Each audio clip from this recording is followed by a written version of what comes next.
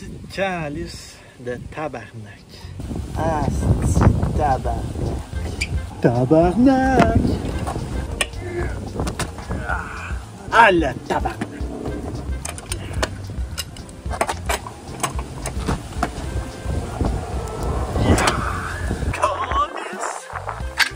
Mon Dieu, tabarnak, t'aimes ça, hein, Chris?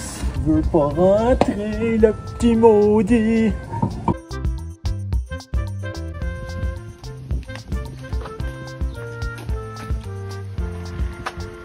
On les a eu, les codes! Merci à mon père encore de m'avoir réappris à mettre mes pneus d'hiver. Il était là au début, mais je voulais faire ça comme un grand. C'est ça, voilà, c'est fait. Hein? Lancer des défis, c'est pas juste faire des marathons, hein? C'est aussi mettre ses calices de pneus d'hiver. Sur ce, bonne vidéo!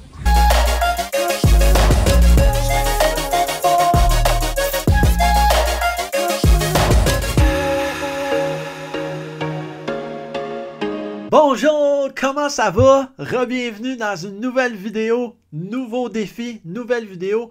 Le marathon de Montréal, ok, ça s'est super bien passé. Fait que là, j'ai décidé de me lancer un autre défi, un autre marathon l'année prochaine, 2024, le marathon de Québec, ok?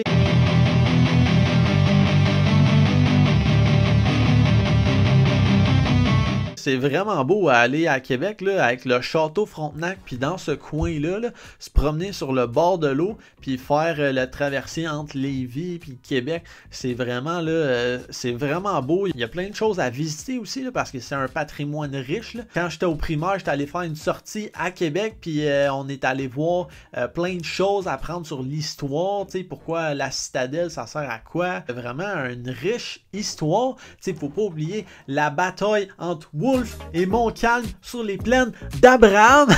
Grande histoire, grande ville. Donc, il y a place importante dans mon cœur. Puis en plus, j'ai de la famille qui habite là, des cousines, mes grands-parents.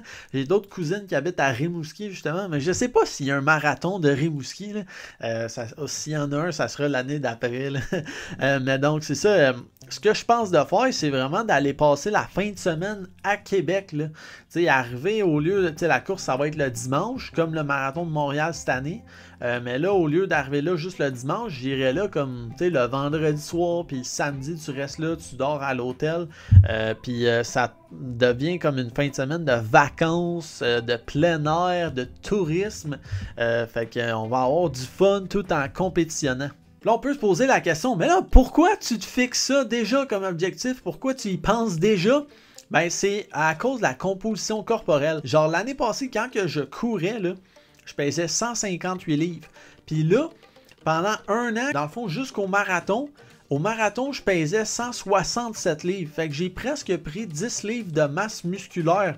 Peut-être un peu de gras, mais je pense que c'était plus du muscle. Fait que ça a une répercussion, ça a des répercussions sur ton temps de course, sur ta vitesse. Au moins, tu sais, c'est ça, les muscles, tu sais, ça fait en sorte que c'est plus utile que du gras en termes de performance physique. Mais quand même, traîner beaucoup de muscles versus pas beaucoup de muscles, ben lui qui a pas beaucoup de muscles, il a plus de chances de courir vite. Même si tu sais, s'entraîner au gym, ça a plein de bienfaits pour les coureurs. Mais reste que c'est quand même un trade-off. À un moment donné, tu essaies d'avoir comme. Moi, j'essaie d'avoir comme le juste milieu. J'aime ça avoir une certaine quantité de muscles sur moi, mais en même temps, je veux être performant à ma course. Donc, il faut que je sois conscient de ça. C'est pour ça qu'on est en avance de même. Ça se prépare déjà mentalement.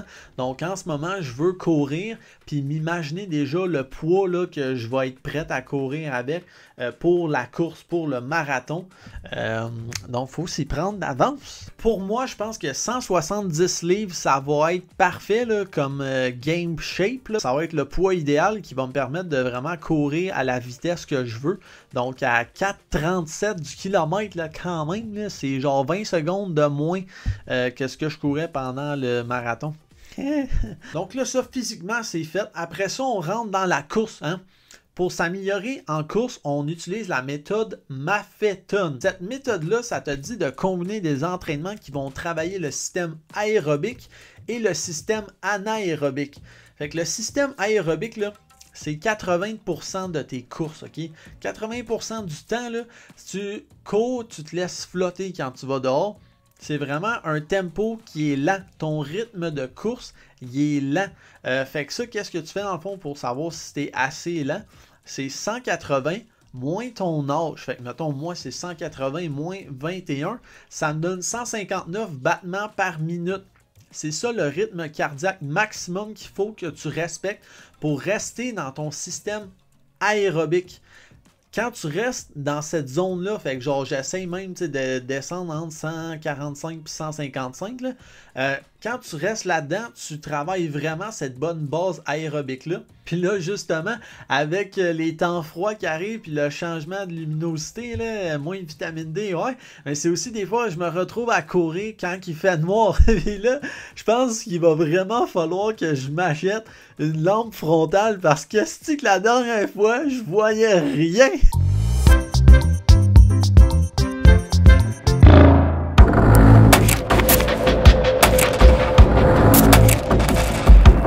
Pour que ensuite, il faut compléter avec un système anaérobique. Il faut travailler là-dedans.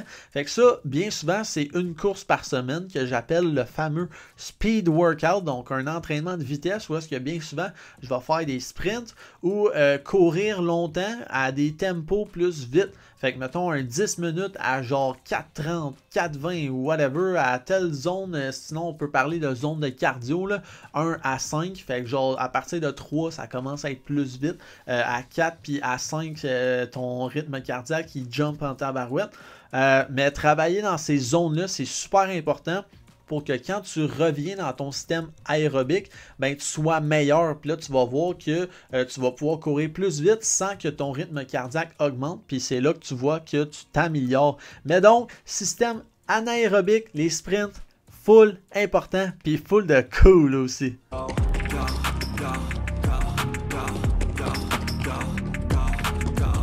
Ah, les sprints, là, c'est genre full important, full utile.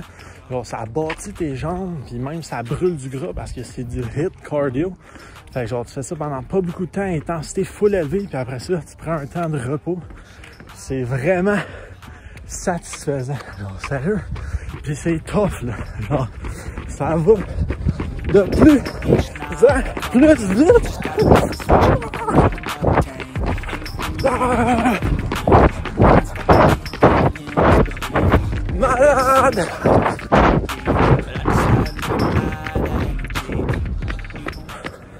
Là, tu prends le temps genre de décélérer, puis après ça, on se repose genre 1 minute, puis on refait ça une couple de fois.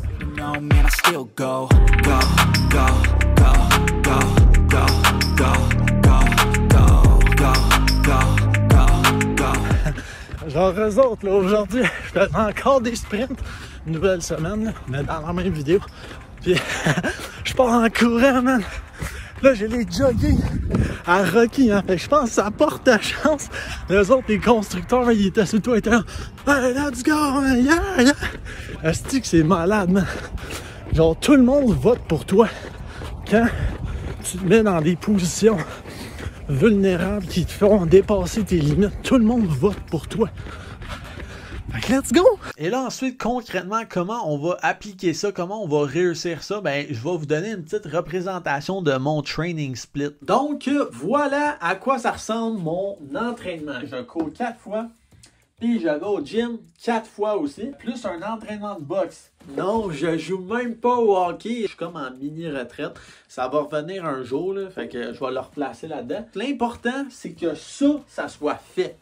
L'ordre dans lequel tu le fais, oui, ça va avoir une incidence sur tes performances, mais l'important, c'est que tu es fasses. C'est ça le plus important, puis c'est ça le plus tough. C'est ça qui va te demander de la discipline, OK?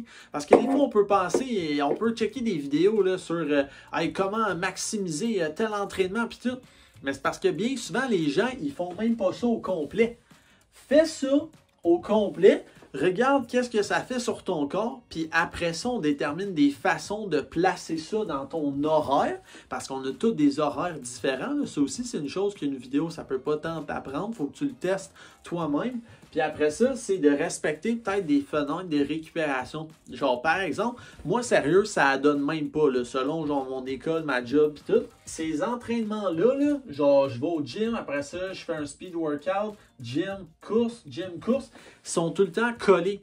Puis ça, ce que ça fait, c'est que quand je vais au gym, je suis frais et dispo. Mais quand je vais courir, ben, mon rythme cardiaque s'accélère un peu plus vite. Puis c'est logique, là, parce que tu as déjà travaillé au gym, que ce soit haut du corps ou bas du corps, surtout bas du corps. Puis là, tu arrives, puis tu t'en vas courir. Fait que ça va avoir un impact sur ta performance de course. Parce que tu t'es déjà entraîné, fait que tu vas être moins performant. Mais grosso modo, l'important, c'est vraiment juste de rentrer les kilomètres pour qu'à la fin, tu deviennes meilleur. C'est vraiment ça. Pour être meilleur en marathon, il faut que tu ailles courir. C'est ça la chose importante. Mais au moins, là, pour ma longue course, puis même que d'habitude, il y a une journée que j'essaie de rentrer celle-là ou le speed workout dans une journée toute seule, pour justement maximiser ma performance pour ces entraînements-là. Donc, au moins la long run, ben là, je suis frais et dispo comme si c'était un marathon le dimanche en ce moment. Fait que ça donne 40 km de course en ce moment. Je vais peut-être augmenter ou peut-être diminuer selon les conditions météorologiques cet hiver. Peut-être que je vais descendre à 35, mais non, c'est pas vrai. C'est pas vrai, je vais rester à 40, je vais rester discipliné. Puis je vais juste augmenter si on change de quoi là-dedans. Fait que, ouais, c'est ça. Alors sur ce, let's fucking go, ok? Fais quelque chose en 2024 qui va te faire dépasser tes limites, qui va te permettre de grandir puis de devenir une meilleure version de toi-même. C'est ça le but, c'est ça qui est gratifiant. Fait que let's go, puis on se voit prochainement. Abonne-toi là, si tu veux pas manquer mes vidéos, puis ça m'encourage beaucoup, puis ça va me permettre d'être plus vu sur YouTube, puis d'aider plus de gens. Fait que yeah, on se revoit bientôt.